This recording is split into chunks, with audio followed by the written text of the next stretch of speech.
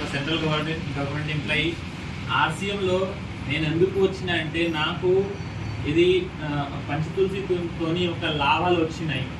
నా గొంతు నొప్పి పోయింది. అది 10 కాఫ్ సిరప్తోని పోలేదు. అది 10 కాఫ్ సిరప్లో సగం నాకు రైల్వే ఫ్రీగా ఇచ్చింది. దాంతో కూడా పోలేదు. ఇది ఒక పంచతులసితోని ఒక వారం రోజుల్లో పోయింది.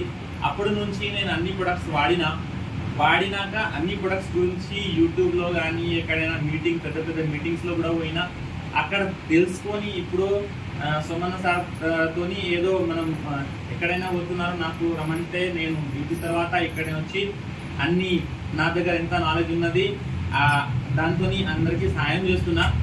అయితే నేను ఒకటి కమిట్మెంట్ నాది ఏంటంటే మీతో ప్రామిస్ నేను చేస్తున్నా, మీ ఎంతమంది ఇక్కడ ఉన్నారో ఎక్కడైనా మీ గ్రామంలో ఎవరైనాకి ఏమైనా ప్రాబ్లం ఉంటే ఏమైనా హెల్త్ ఇష్యూ ఉంటే మాకు పిలిస్తే నేను ఖచ్చితంగా వస్తా.